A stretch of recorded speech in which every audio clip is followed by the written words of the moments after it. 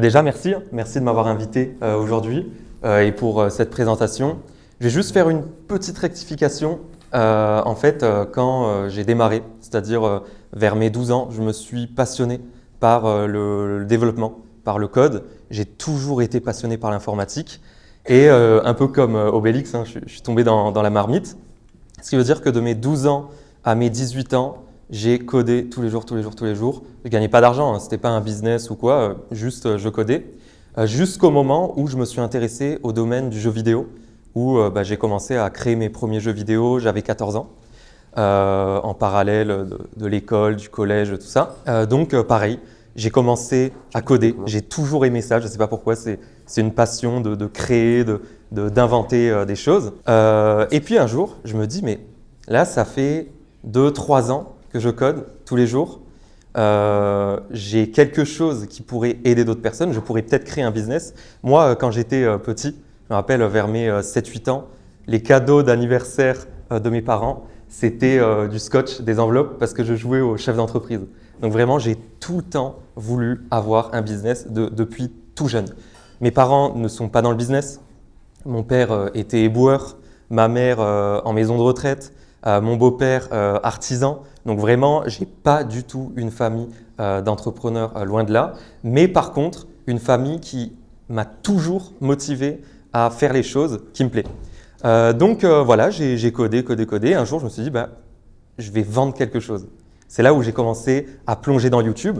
Donc YouTube, comme Loïc dit, pour moi, ce que j'aime bien sur YouTube, c'est vraiment ce côté où on a de la connaissance, on a du fond, on a des formations gratuites, disponibles en ligne. Donc là, j'ai regardé pas mal d'Américains, des infopreneurs. Voilà, je me suis vraiment intéressé à ça. J'étais au collège et je me suis dit, je vais vendre une formation pour apprendre à créer des jeux vidéo. D'ailleurs, elle est encore en ligne, en public sur Internet.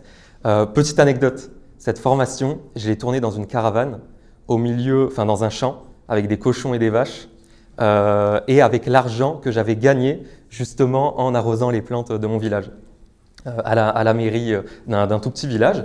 Donc j'ai commencé, j'ai charbonné pendant 2 mois dans une caravane à tourner une vidéo, plein de vidéos de formation et tout. J'avais encore la voix qui buguait un petit peu, donc ça s'entend encore dans la formation du coup. Et donc j'ai commencé à vendre une petite formation. Donc je me rappelle ma première vente, c'était une vente à 4,99 €. J'étais comme un fou, je me suis dit c'est bon, je suis riche, jamais je vais être salarié. Et donc il y a une vente qui s'est faite, une autre, et puis à un moment je me suis dit là j'ai gagné 200 €. J'avais 14 ans. Pour moi, c'était énorme déjà. Et puis, à un moment, je me suis dit, je veux aller plus loin. Cette formation, elle n'était pas chère. Elle est sur une plateforme qui s'appelle Udemy. Je ne sais pas si vous connaissez. C'était une formation pas chère, qui me faisait mon argent de poche. Mais je voulais aller plus loin. Je voulais créer un empire. Et 2 ans plus tard, j'ai créé une compétition qui s'appelle la French Game Jam. Et c'était un week-end tous les mois, tout simplement, où on développait un jeu vidéo. Donc il y avait un jury, j'avais créé un jury et même, je me rappelle, c'était l'époque Discord, TeamSpeak, où tous les développeurs étaient à fond sur ça. Vu que j'étais trop jeune et que le jury, ils étaient vieux, moi en fait, je faisais croire que j'étais adulte pour faire genre que je pouvais avoir un business et tout. Donc ça, c'était pareil, une petite anecdote. Vu qu'on était derrière les écrans, au final, je ne me montrais jamais. Et donc j'ai fait quelques éditions. Première édition, deuxième, troisième, il y a un jury qui se crée, il y a de plus en plus de compétiteurs en un week-end. Et à un moment, il y a des sponsors, donc des sponsors qui faisaient gagner des lots. Et j'ai jamais rien gagné, encore une fois, ça n'allait pas dans ma poche en fait, j'arrivais pas à être rentable. Mais ce qui fait que de mes 12 ans à mes 18 ans, j'ai baigné dans l'univers entrepreneurial, j'ai appris, j'ai pas gagné beaucoup d'argent, mais voilà, je suis arrivé à un moment où je me suis dit, j'ai des bases. Pendant le collège, c'est surtout le collège où vraiment j'étais c'est pas un cancre, j'étais pas méchant ou quoi, mais j'écoutais pas. Je me cachais dans les casiers du collège pour pas aller en cours. Je bouchais les chiottes avec mes camarades. Bon voilà, vraiment, on ne s'intéressait pas du tout à l'école. Et moi, c'est même pas que j'étais nul à l'école, c'est vraiment que ça ne m'intéressait pas. Je me disais, ça ne me permettra jamais de gagner quelque chose dans ma vie. Je n'arrivais pas à m'intéresser et à me dire un jour, faire un cours d'histoire, ça va me rapporter de l'argent. Donc du coup, à la fin du collège, désolé, je parle beaucoup de ma vie, mais c'est important, vous allez voir par la suite. À la fin du collège, là, il y a ma conseillère d'orientation, elle me dit, Léo, t'es nul, tu vas aller en mécanique parce que c'est la seule voie qui t'a accepté. J'avais à peu près 4 de moyenne générale en troisième et j'avais 21 sur 20 en techno parce que j'étais passionné par l'informatique. Et donc moi, je lui dis, mais je suis hyper bon en techno, ça m'intéresse, peut-être aller dans une filière qui m'intéresse, on s'en fout d'être bon au final dans les autres matières. Et donc là, elle a dit, non, tu vas en mécanique. Et la mécanique, même si je lui en ai voulu, c'est la chose qui m'a fait aujourd'hui avoir un business qui me permet de vivre, qui me permet d'être libre, qui me permet aussi de recruter mon frère, qui me permet de recruter ma conjointe, qui me permet de travailler avec ma famille, avec une belle équipe de 9 personnes, tout simplement parce que la mécanique, quand j'y suis allé, ça m'a dégoûté, mais vraiment à un point où je me suis dit, c'était le deuxième déclic, jamais je deviendrai salarié. Et là, tous les soirs, j'étais à l'internat, tous les soirs, j'étais sur mon ordinateur, je passais mon temps à me former, à savoir qu'est-ce que je pouvais faire pour gagner de l'argent. Donc j'ai fait de l'investissement, j'ai fait du MLM, j'ai fait de la crypto, j'ai fait tout avec Tammy Cabage. D'ailleurs, je me suis beaucoup formé à ses côtés à cette époque, jusqu'au jour où à la fin du lycée, j'ai validé mon bac un petit peu par chance et il fallait faire quelque chose. Et là, je me dis, c'est soit je reste dans ma zone de confort, je vais en mécanique, c'est ce que mes parents me conseillaient, mais pas parce qu'ils ne voulaient pas que je fasse ma passion, tout simplement parce que ça fait peur de tout simplement faire autre chose. Ou alors, je m'endettais, j'allais dans une école qui s'appelle Epitech, et puis je sortais un petit peu de cet environnement un petit peu artisan, la campagne et tout, pour rejoindre la ville. Et donc, j'ai choisi la deuxième option. Il me fallait 50 000 € pour payer mon école. Mes parents ne pouvaient pas du tout. Donc, j'ai pu utiliser pour la première année l'assurance décès de mon père, qui est mort quand j'avais 8 ans. Ensuite, la deuxième année, c'est là où j'ai dû commencer à gagner mon argent. Donc, je me suis mis en développeur web. J'ai été accepté parce que quand je suis arrivé dans cette école, même s'ils ne prenaient pas les bacs pro mécaniques et tout, tout simplement, ils ont vu que j'étais motivé. Ils ont vu que j'avais déjà réalisé le projet de fin d'études pour justement leur montrer que j'étais vraiment motivé. Donc, ils m'ont pris. Et là, cette école, donc Epitech à Montpellier, elle a changé ma vie dans le sens où je me suis fait un réseau. J'ai été pour mes premières fois à Paris.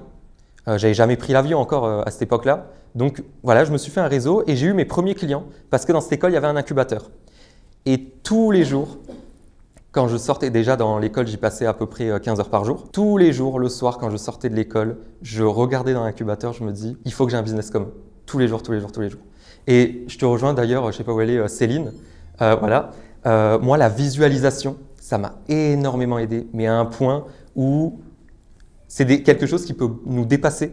On peut se dire, mais comment juste de visualiser, ça peut nous faire atteindre certains objectifs justement nous mettre dans l'énergie et surtout l'action en fait. Ça, c'est important. Et donc, j'ai regardé. À un moment, je vais dans cet incubateur et je vais voir un ancien de chez Nintendo au Japon qui avait monté sa boîte de jeux vidéo et je lui dis « Je veux m'associer avec toi, je veux qu'on fasse un truc. » Il me dit non. Il me recale. Et du coup, moi, de mon côté, je me dis « Bon, je vais faire de mon côté. » Donc, je commence à faire des sites internet pour des clients et c'est là que je commence à avoir des clients qui me rapportent mes premiers vrais revenus. Donc, ça m'a permis de financer mon école. C'est là où je gagnais, alors pas beaucoup, mais entre 1 500 et 3 000 € par mois. Donc, ça me permettait de financer mon école. Et puis, voilà, j'ai eu plein de clients comme ça. J'ai eu un mentor. Aujourd'hui, mon mentor, qui l'est encore d'ailleurs, qui est l'ancien PDG de Compaq, qui m'a énormément appris. Il a fait plus de 4 milliards à l'année à l'époque, dans les années 90. Donc, il a vraiment ce business physique dans les veines au final. Et donc là, voilà, tous les jours, toute la semaine, je ne suis jamais sorti. J'ai fait que du business et je me suis toujours formé. J'ai rien fait d'autre, j'ai eu une seule vision et la seule vision, c'était de me dire je dois devenir riche. Et moi, ce qu'il faut savoir, c'est que j'ai une autre vision.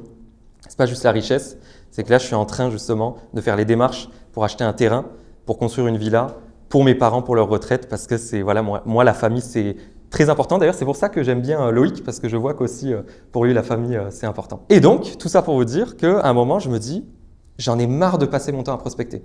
Je prospecte, je trouve des clients, oui, ça dépend de mon temps, de ma motivation, mais pas plus que ça au final. Si je prospecte pas, j'ai pas de clients. Et donc là, je teste tout.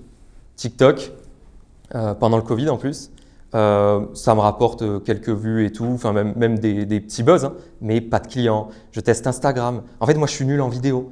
Je teste YouTube, je teste un peu tout. Et à un moment, je découvre LinkedIn grâce à un pote qui s'appelle Vincent, qui est dans le SEO. Et il me dit, Léo, tous mes clients, je les trouve grâce à LinkedIn. Et donc, avec ce fameux Vincent, tous les jours, en fait, on allait à la bibliothèque universitaire, on se formait, on se dépassait vraiment. À chaque fois, on faisait presque une compète. Et puis, il m'a permis d'avoir ce déclic, de me lancer sur LinkedIn. Donc, décembre 2021, je me lance sur LinkedIn. Et c'est là, encore une fois, troisième déclic, où je me dis, plus jamais je prospecterai des inconnus. Donc, je commence à poster. C'était décembre 2021. Je poste jusqu'à 10 fois par jour. Je teste tout. Je me forme auprès d'Américains, pas sur le marché français parce que surtout à l'époque, il n'était pas très développé sur LinkedIn. Je me forme à des méthodes qui étaient déjà appliquées sur Facebook aussi parce que Facebook et LinkedIn ont quand même beaucoup de synergie. Et puis, premier mois, je fais un mois à 5 000 euros. Deuxième mois, je fais un mois à peu près un peu plus de 6 000 euros. Et troisième mois, 17 000 euros. Et là, je me dis, mais j'ai pas prospecté, j'ai juste posté. Les gens, ils viennent. C'est incroyable. Et donc, je me lance à fond sur LinkedIn. Vraiment, c'est mon seul focus et je me dis, les 3 prochaines années, je vais uniquement publier sur LinkedIn. Je vais rien faire d'autre, je vais publier. Donc, ce qui m'a permis aujourd'hui, et vous allez voir que les chiffres, ça peut paraître un petit peu bizarre parce qu'en fait, c'est pas comme sur TikTok. Moi, sur TikTok, par exemple, quand je m'étais lancé, facilement, on gagne des abonnés, on peut gagner beaucoup de vues et tout. Sur LinkedIn, c'est beaucoup plus qualifié dans le sens où aujourd'hui, j'ai un business dans lequel j'ai accompagné 350 entrepreneurs. J'ai fait seulement 20 millions d'impressions au final, ce qui est vraiment pas beaucoup par rapport à des réseaux sociaux sur autant de temps. Alors je mets record, c'est mon record, hein, c'est pas du tout le record. Avec un record personnel de 117 000 euros de revenus 100% organiques et puis avec seulement 20 000 abonnés. Tout ça pour vous dire qu'aujourd'hui, LinkedIn, c'est une vraie machine à cash, c'est une mine d'or puisqu'elle permet en très peu de temps, si bien sûr on charbonne, d'avoir des résultats sans forcément… alors si, il faut de la viralité, il faut des vues, mais sans forcément devoir dès le début être viral. Dès le début, on peut même avoir une toute petite audience. Moi, ce qu'il faut savoir, c'est quand j'ai fait mon mois à 17 000 euros, j'avais moins de 500 abonnés. Donc en fait, c'était vraiment le début du début. C'est pour ça que je vous ai raconté tout mon passé au final. En fait, comme je vous l'ai dit, j'étais développeur. Moi, j'ai tout le temps eu une façon de penser très logique. C'est pour ça que quand je me suis lancé sur LinkedIn, je me suis dit, OK, qu'est-ce que je peux créer? Quel système je peux mettre en place qui soit rapide, simple, efficace? À chaque fois, je me dis comment je peux gagner le plus d'argent en le moins de temps, le moins de friction pour mes clients et surtout le plus rapidement possible. Et donc, c'est pour ça que je vois LinkedIn comme un système. Et d'ailleurs, tout mon business comme un système, dans le sens où ce n'est pas du hasard, ce n'est pas du feeling, c'est une mécanique répétable. Vraiment, c'est simple, on a un truc, ça fonctionne, on le répète bêtement. Vraiment, pas plus compliqué que ça au final. Aujourd'hui et depuis 2021, ma mécanique, elle est simple. C'est qu'elle se base sur 4 étapes. Déjà, avoir un profil optimisé. C'est ici l'essence même de votre conversion. C'est ici que toute votre conversion va se passer. Tout simplement parce que si vous faites des vues, que vous attirez du trafic sur un profil qui n'est pas du tout optimisé, en fait, c'est comme si vous faites de l'AD sur une opt-in page qui n'est pas optimisée, ça ne convertira pas. Votre profil LinkedIn, c'est important. Pourquoi je l'ai mis? Ça peut paraître bateau. Tout simplement parce qu'aujourd'hui, je vois trop de profils LinkedIn qui ne parlent pas du tout. On va dessus, on ne sait pas ce que vous vendez, on ne sait rien. D'ailleurs, on va faire un petit jeu. Ce n'est pas un jeu, il va être très nul le jeu. Qui parmi vous utilisez LinkedIn en tant que consommateur, pas créateur? Ok, il n'y en a pas beaucoup. Ok, et en tant que créateur? D'accord. Est-ce que vous avez des résultats sur LinkedIn en termes de clients? Comprends rien? Tant mieux. Tant mieux, ça va être l'objectif. Et donc, voilà pour le profil optimisé. Ensuite, Il faut du contenu stratégique. On va creuser tout ça. Là, c'est vraiment la surface. Ensuite, des interactions ciblées pour qualifier vos prospects. Et ensuite, pour de la conversion pour transformer. Donc, on a une base de conversion.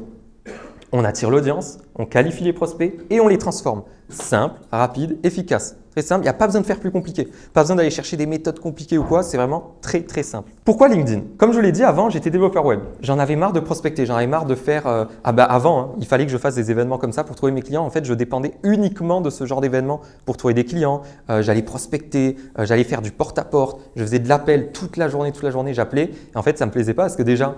De base, je suis quelqu'un de très introverti, même si aujourd'hui, ça se voit un peu moins qu'avant. Et puis, c'est surtout qu'en fait, ça prenait beaucoup de temps. Et moi, comme je vous l'ai dit, j'aime les choses simples, rapides, efficaces. La prospection, je me disais, ça sert à quoi de parler en one-to-one à nos prospects alors qu'on peut leur parler en one-to-many et avoir le même résultat au final derrière, mais en le moins de temps possible. Et donc, c'est pour ça qu'après, quand je me suis lancé sur LinkedIn, avec le système automatisé, aujourd'hui, l'organique, il me permet d'attirer des clients sans prospecter, de générer des leads automatiquement. Pas besoin d'aller prospecter les inconnus. Même si on va parler de prospection, vous allez voir, le setting, c'est vraiment un truc à intégrer dans son business parce que sinon, vous perdez juste une grosse partie de votre chiffre d'affaires. Et puis ensuite, être crédible auprès de prospects B2B. Aujourd'hui, LinkedIn, au-delà des clients, ça me permet d'être invité dans des conférences, dans des séminaires, des masterminds, dans des podcasts. Donc, même au-delà des clients. LinkedIn, c'est un vrai levier. Et puis, c'est surtout que LinkedIn, je ne sais pas si vous le savez, mais c'est la plus grosse base de données B2B au monde. C'est-à-dire que quand vous publiez sur LinkedIn, vous êtes visible auprès de cette base de données et une base de données qui a beaucoup plus d'argent que plein d'autres réseaux sociaux. LinkedIn n'est pas mieux que les autres, loin de là. Ils ont tous leurs avantages et leurs inconvénients. LinkedIn, c'est les réseaux qui peuvent paraître chiants au début, quand on n'y comprend pas. Voilà, c'est pas pareil que les autres, ça peut paraître moins amusant.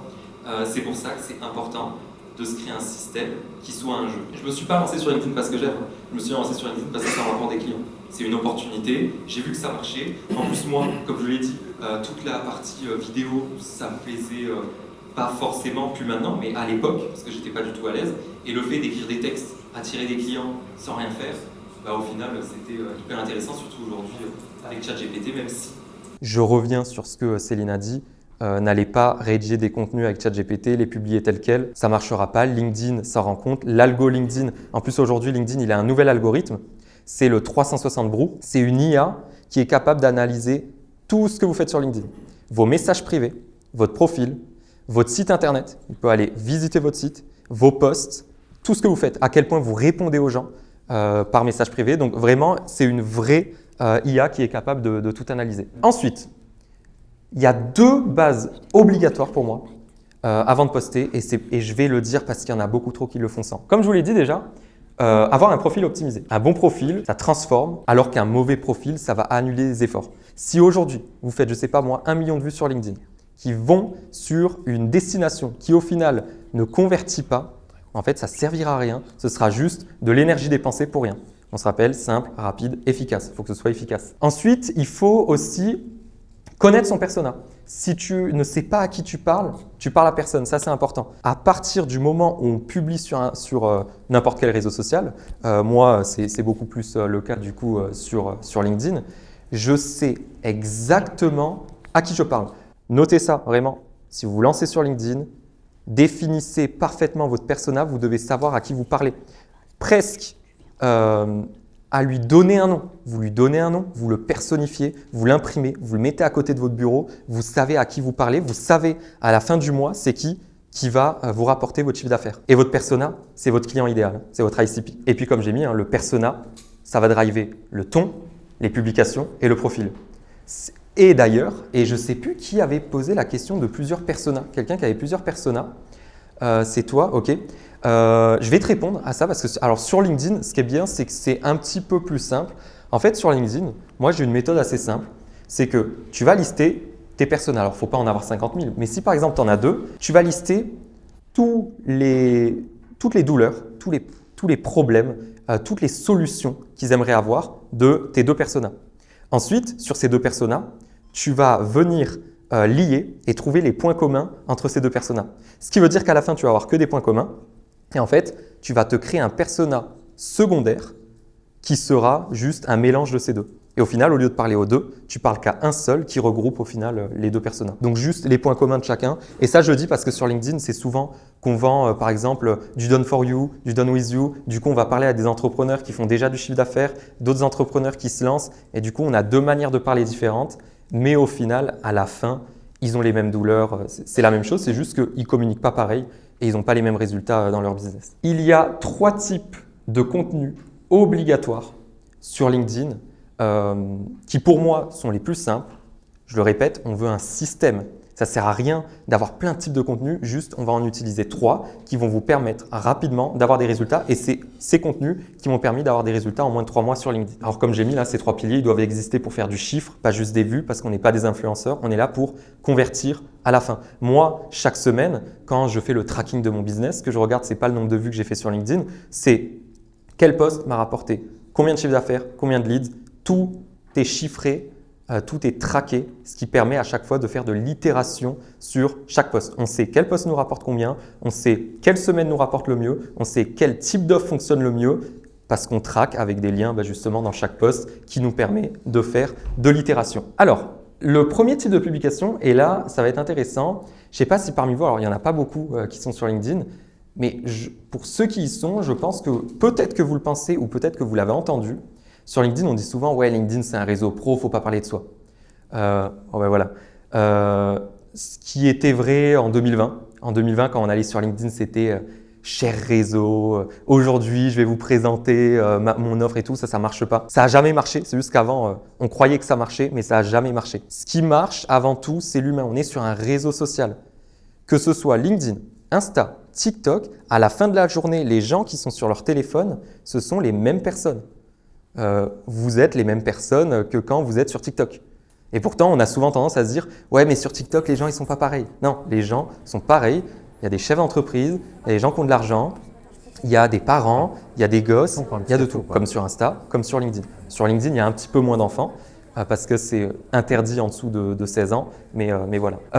Les publications humaines. L'objectif, ça va être de connecter avec des anecdotes personnelles, des coulisses, des personas, d'autres victoires. Moi, par exemple, il n'y a pas longtemps, je me suis pris une vague de haine. Je me suis fait insulter sur une vidéo qui avait bien tourné. Et en fait, là où plein de personnes auraient peut-être supprimé cette vidéo ou alors l'auraient un petit peu cachée, moi, j'en ai fait une publication où j'ai raconté cette anecdote. Et les gens, ils ont tellement été touchés par le fait que il y a des adultes qui sont capables d'insulter des inconnus sur Internet, sur LinkedIn en plus. En fait, ça a connecté avec mon audience. Les gens, ils se sont sentis touchés. Ils ont liké, ils ont commenté. Il y en a qui sont abonnés et d'autres qui sont devenus clients. Et c'est le genre de publication qui peut facilement faire 100, 150 000 vues sur LinkedIn. Et ce qui est bien aussi sur LinkedIn, c'est que vous avez beau commencer avec une audience 0 abonnés, un compte LinkedIn vierge, votre premier post peut faire 150 000 impressions, 200 000 impressions, comme sur TikTok. Il n'y a pas de souci. C'est un petit peu une croyance limitante que les gens ont de LinkedIn. C'est que LinkedIn, ça peut être dur. Vous assurez que LinkedIn aujourd'hui, pour faire des vues, moi, la plupart des clients qu'on lance au début, dès le début, ils arrivent à faire leurs 100, 200 likes parce qu'on a la bonne méthode. Puisque comme je vous l'ai dit, l'IA de LinkedIn, ce n'est pas un algorithme qui dit « ok, cette personne, elle a tant d'abonnés, du coup, je vais la montrer à ses abonnés, etc. Et puis s'ils like, je vais les remontrer à d'autres abonnés. » Ça ne marche pas comme ça. C'est l'IA, elle lit le contenu, elle se dit « ok, cette publication, elle peut intéresser à qui ?» Et là, elle va la diffuser. En fait, c'est de la diffusion. Ce n'est pas du filtrage comme sur d'autres réseaux sociaux. Donc ça, c'est important à savoir et c'est hyper intéressant aussi pour justement faire des vues hyper rapidement. Ensuite, vous allez mettre en avant vos victoires, vos valeurs. Moi, je mets en avant souvent ma famille. Pas des photos ou quoi, mais si de mon frère. Mais le fait que j'ai recruté mon frère, le fait que je veux acheter un terrain avec une villa à mes parents, le fait que j'ai recruté aussi ma conjointe. Donc tout ça, j'en parle puisque ce qui retiennent les gens, c'est un post associé à une émotion. Et du coup, si cette émotion elle est assez forte, ils se rappelleront de vous. Et sur la prochaine publication, ils likeront, ils commenteront. Et par la suite, ils viendront clients. Donc ça, c'est du coup par rapport à l'objectif.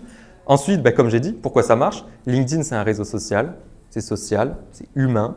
Donc, il faut faire de l'humain. On a beau être sur du B2B, c'est de l'humain. Je ne sais pas si vous avez déjà fait des grosses réunions d'affaires avec tout le monde en costard cravate et tout. Les gens, ils font très pro Et quand on prend l'ascenseur avec eux, ils commencent à vous parler de leurs gosses, de leur échec et tout. Parce qu'en fait, tout le monde est humain. Au final, derrière un costard, il se cache un humain. Et puis bien sûr, ça permet, ce type de publication, donc le premier type, d'attirer une audience large. Le but, c'est pas de cibler, on s'en fout. Là, on veut juste parler à tout le monde, faire des vues en masse, faire l'influenceur, on s'en fout de la qualité de l'audience. C'est juste faire parler pour générer un maximum de trafic. Ensuite, il y a le deuxième type de publication, c'est les publications expertise. Alors là, l'objectif, ça va être de crédibiliser. Tout simplement parce que quand on a fait des vues, qu'on a fait plein de vues, le but, c'est que ces vues soient qualifiées, nous rendent crédibles pour justement commencer à préchauffer notre audience. C'est un petit peu comme, je sais pas moi, quand vous faites une VSL, ils rentrent dans votre vidéo, vous avez votre campagne mail, ça va les préchauffer, vous allez faire de l'humain, de l'expertise, vous allez convertir. C'est pareil, il n'y a rien d'inventé, c'est pareil. Sur tous les réseaux sociaux, il faut de l'humain, de l'expertise et de la promotion à un moment. Le but aussi, ça va être de vulgariser. Faites pas de la technique, faites pas du pointu, puisqu'en faisant du pointu, vous allez juste attirer les concurrents. En fait, et je l'ai mis ici, il y a deux types de public sur LinkedIn et c'est là qu'il va vraiment falloir noter. Vous allez devoir définir quel est votre type de public. Est-ce que vous avez une audience comment ou une audience pourquoi? L'audience comment, elle veut apprendre de vous. L'audience pourquoi, elle veut déléguer. Quand j'ai démarré sur LinkedIn, j'avais seulement une agence. J'avais une agence sur laquelle j'ai signé des clients comme Alec Henry, Learnybox. On a travaillé sur de l'influence avec Yomi Denzel, avec Yann Darwin. Donc vraiment, très vite, LinkedIn, ça a rapporté des clients sur cette agence. C'était une audience.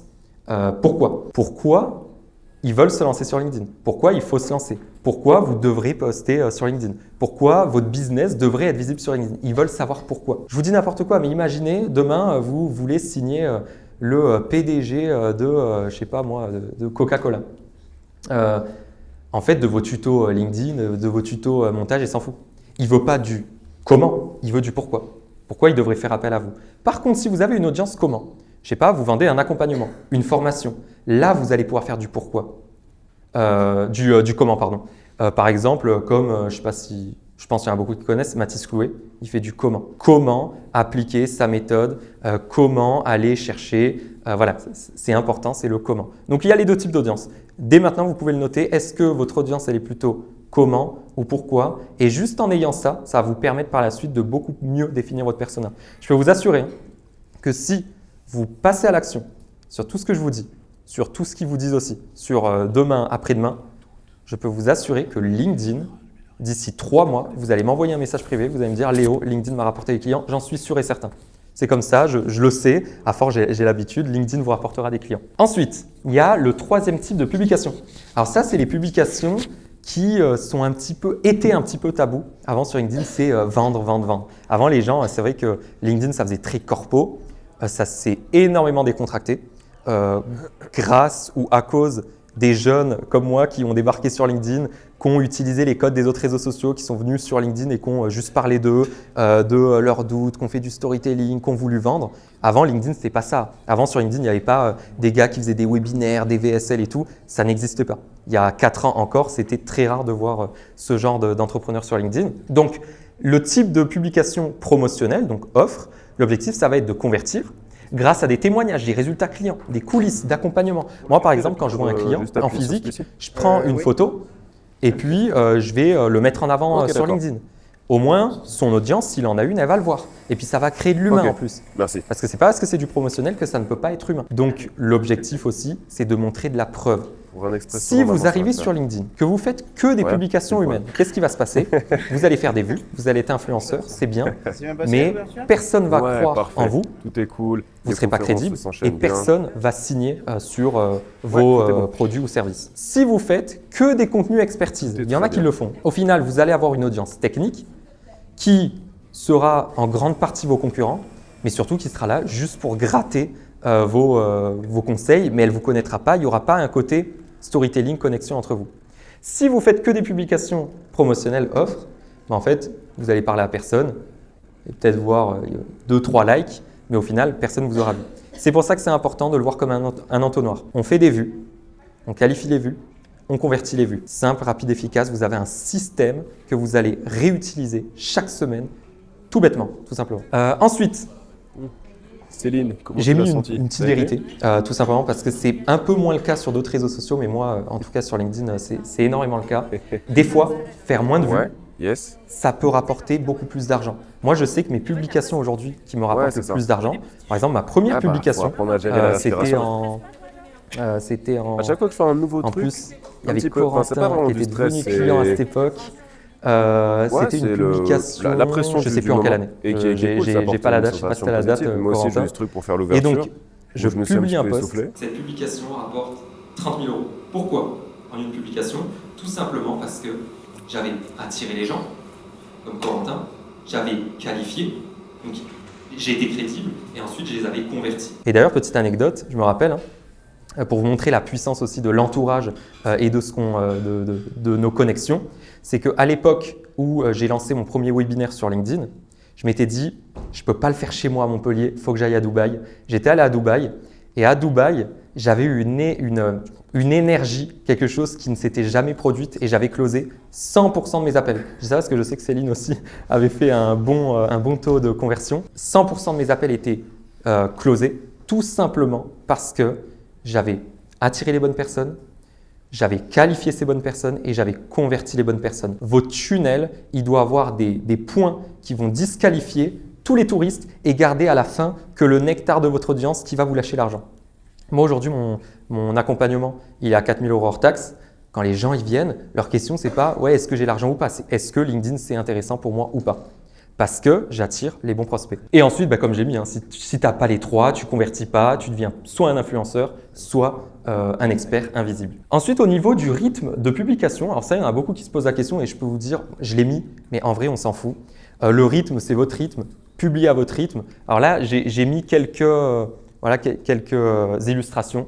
En général, ce qui peut être bien, c'est de commencer par 2 fois par semaine. Ne faites pas comme moi à commencer 5 fois par jour, ça va vous dégoûter, ça ne sert à rien. Commencez 2 fois par semaine et faites-le bien.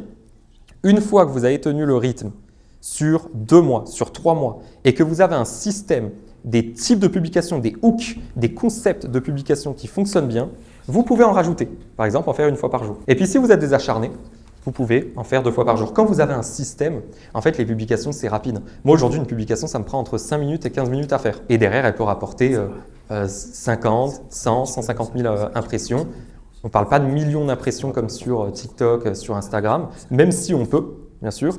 Mais en tout cas, moi, dans mon système, ça ne nécessite pas forcément de faire des millions d'impressions. Et comme j'ai mis ici, la création de contenu, c'est un muscle. Au début, on commence petit et ensuite on va augmenter puisque plus vous allez créer du contenu, plus ça va être simple pour vous d'en créer, plus vous allez comprendre votre audience, plus vous allez attirer les bonnes personnes et plus ça va être très rapide de publier du contenu. Avant, mes posts LinkedIn, je mettais peut-être 1h30 à faire le post LinkedIn. Aujourd'hui, un post LinkedIn, comme je vous ai dit, entre 5 et 15 minutes. En plus, avec l'IA maintenant, c'est hyper rapide. Il y a 2 méthodes pour attirer des clients sur LinkedIn. La première méthode, c'est l'inbound. Alors ça, c'est le luxe, comme je l'ai mis, tout simplement parce que vous avez, entre guillemets, rien à faire, mis à part publier. Vous allez publier pour obtenir de la visibilité et que les gens voient vos posts. Ensuite, les attirer sur votre profil. Donc, ils vont voir votre profil. Il faut qu'il soit optimisé, bien sûr. Ensuite, les amener sur un lead magnet. Ça peut être une VSL, ça peut être un webinaire, ça peut être un audit, ça peut être n'importe quoi, comme sur Instagram, comme sur tous les réseaux sociaux. Et ensuite, de la conversion. Visibilité, profil, lead magnet, conversion. Ça doit être 3 flux dans votre business qui doit être constamment analysé, optimisé pour toujours aller chercher plus sans faire plus forcément. Donc ça, c'est important, c'est comme ça qu'on scale. C'est quand on a un système justement qui peut faire plus sans forcément augmenter son nombre de posts, sa charge de travail, etc. Et donc ça, l'inbound, comme je vous l'ai dit, c'est le luxe. C'est pas plus compliqué à part vous faites des vues, vous les qualifiez, vous les convertissez et vous faites ça chaque semaine, sans vous arrêter. Et ensuite, la méthode numéro 2, c'est l'outbound, mais intelligent dans le sens où moi, comme je vous ai dit, j'en avais marre de prospecter. Passer mon temps à prospecter les inconnus et tout, c'est pas que c'est mauvais, hein, c'est juste que moi, ça ne me correspond pas. J'arrive pas, j'ai l'impression de faire chier les gens. En plus, je me faisais insulter des fois, donc franchement, ça ne m'intéressait pas. Par contre, c'était, tout le monde sait le mot setting, ce que ça veut dire, c'est voilà, prospecter son audience, je le dis, c'est jamais.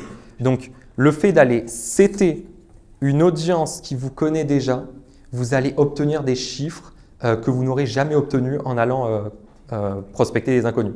Je vais vous donner des chiffres. Aujourd'hui, sur LinkedIn, Si ma setteuse envoie 10 messages auprès de 10 personnes ultra qualifiées, des ICP, Ideal Customer Profile, avec surtout des posts qui les ont bien convertis, on les contacte. Donc un like, un commentaire, une visite profil, on va la contacter, la personne. On a 8 réponses sur 10 messages envoyés, donc ce qui fait un peu plus entre 80 et 85% de taux de réponse. Sur les 80% de réponses, on a en général 2 à 4 rendez-vous de placés. Donc on a 40 à 50% de rendez-vous de placés parce que ce sont des gens qui sont hyper intéressés et qui sont hyper qualifiés. Et puis ensuite, tout simplement, vous convertissez, etc. Donc, en fait, comme j'ai dit, tout est un système, que ce soit votre contenu, votre prospection, votre profil LinkedIn, vos lead magnets, tout est un système, tout est traqué, tout est optimisé. On en parlera si vous voulez en dehors de la conférence, si vous voulez que j'analyse soit des profils LinkedIn ou autres.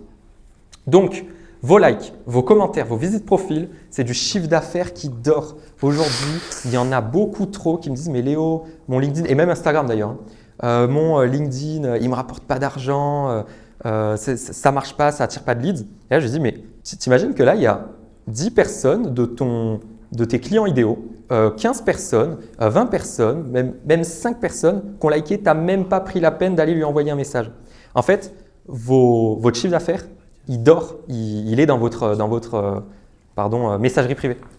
Donc, si vous n'allez pas activer cette messagerie privée, en fait, vous allez passer à côté d'un gros chiffre d'affaires. Moi, je sais qu'aujourd'hui, l'inbound, c'est ce qui rapporte le plus. Et puis d'ailleurs, heureusement, l'outbound, c'est quand même 20% du chiffre d'affaires. Donc, avant, je ne le faisais pas. Depuis que je le fais, en fait, j'ai 20% de plus qui dormaient avant dans mes abonnés et qui tout simplement faisaient rien. Et prendre un setter, une setteuse pour faire ça, au final, c'est rentable parce que ça rapporte du chiffre d'affaires en plus. On peut aller plus loin, on peut améliorer, optimiser et encore une fois, toujours aller chercher plus. Donc, il y a 3 déclencheurs principaux qui vont vous permettre d'avoir le plus de taux de réponse. C'est les likes qualifiés, les commentaires et les visites profil. Alors, je vais vous montrer, vous allez contacter uniquement ceux qui correspondent bien sûr à votre ICP. Vous allez avoir plein de touristes qui vont liker et commenter vos publications, vous vous en foutez, vous ne les contactez pas. On contacte uniquement la personne dont je vous ai dit, vous avez imprimé sur votre bureau, votre ICP, vous devez connaître exactement à qui vous parlez. Donc, j'ai une structure de message qui est très simple. Je ne sais pas si par la suite, Loïc, je lui enverrai le document, ça pourra vous aider ou quoi. En gros, c'est 4 lignes très simples. Déjà, il faut un hook personnalisé, du contexte, une question personnalisée et à la fin, il faut flatter. Alors, il y a une chose qui fait toute la différence dans tout ça, c'est le contexte. Pourquoi? Parce que je vous ai dit que sur LinkedIn, vous avez beaucoup moins de chances d'obtenir des réponses d'inconnus que de personnes connues. Si vous contactez quelqu'un et que vous lui dites « Hey, salut Martin, j'ai vu ton profil, je vois que tu es un entrepreneur mais que tu ne publies pas sur LinkedIn ou alors tu publies mais tu ne fais pas de like, est-ce que tu attires les clients et tout ?» Je suis un inconnu, il s'en fout de moi, il y a moins de chances en tout cas qu'il devienne client par la suite. Alors que si je vais voir ce même Martin mais qui a liké ma publication et que je lui dis « Hello Martin Laforme, je viens d'accepter ta demande de connexion ou je viens de merci pour ton like sous ma publication ce matin. » Là en fait, il y a du contexte. Parce qu'on a inversé la tendance. C'est plus nous qui allons mendier la personne, c'est elle. Mendier, c'est un gros mot dans ce cas-là. C'est elle qui vient mendier parce que c'est elle qui a fait le premier pas. Donc en fait, on inverse la tendance. C'est tout simplement, elle se dit « Ah ben oui, c'est vrai que j'ai liké, j'ai commenté, il faut que je réponde. » En fait, ce serait presque égoïste de ne pas répondre. Et c'est comme ça justement qu'on peut obtenir beaucoup plus de réponses. Ensuite, tout simple, question personnalisée. La question personnalisée, ça va permettre à la personne de voir que ce n'est pas forcément de l'automatiser et tout. Moi, j'ai un truc très simple, c'est qu'aujourd'hui, je ne fais pas de setting en IA, ça marche très bien. Le setting IA, ça marche très bien, c'est juste que moi, je ne le fais pas. On contacte beaucoup moins de personnes, mais on a beaucoup plus de résultats. Donc, c'est-à-dire qu'aujourd'hui, je sais qu'avec le setting qu'on fait, avec 10 personnes, on peut avoir les mêmes résultats que si on contactait 100 personnes en IA ou en message générique. Donc au final, on préfère en contacter moins, mais du coup avoir plus de résultats. Donc du coup, on va poser la question personnalisée. Par exemple, je vois que, je sais pas moi, tu publies sur LinkedIn, dans ton activité de coach sportif, ça se passe comment pour toi en ce moment? Il voit qu'on s'est intéressé à son profil. On n'est pas là pour vendre, on est là pour s'intéresser à la personne. Chaque premier message que vous envoyez, ça doit être dans l'intérêt de la personne qui reçoit le message. Si la personne qui reçoit le message elle y trouve aucun intérêt et qu'elle se dit « Ah non, mais là, c'est une carotte pour acheter son truc », en fait, alors oui, ça marche, hein, mais il y aura beaucoup moins de chances d'obtenir une réponse. Et puis, on finit par flatter. Alors moi, par exemple, ce que je fais souvent, c'est que je vais sur le profil.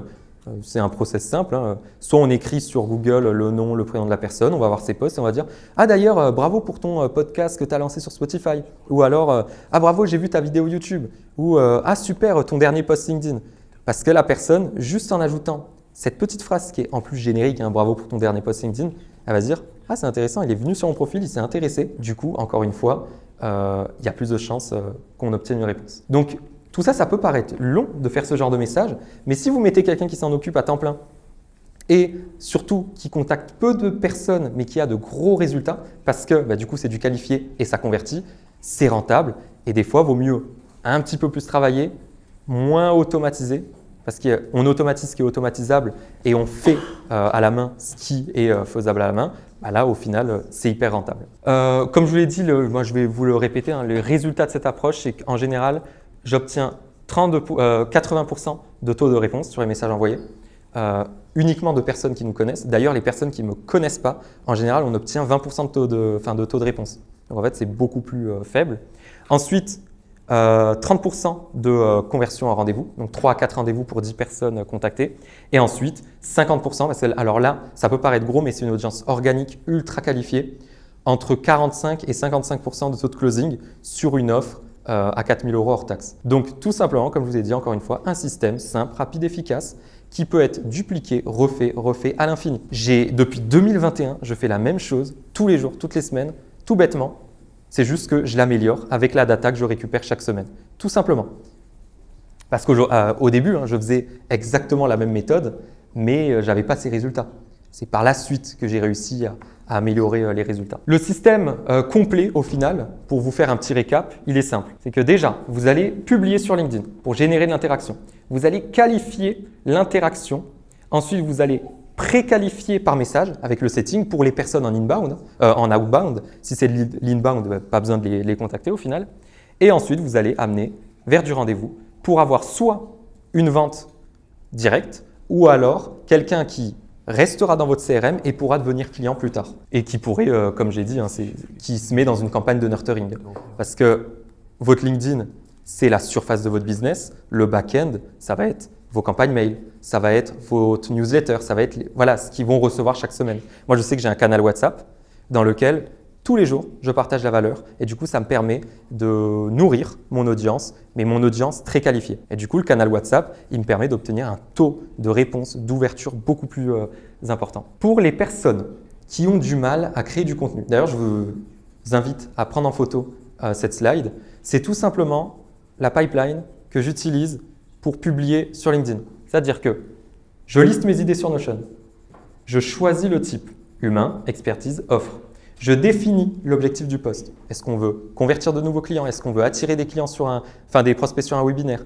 Est-ce qu'on, on veut vendre en direct une petite formation? Je me décale rapidement pour que tu prennes la photo.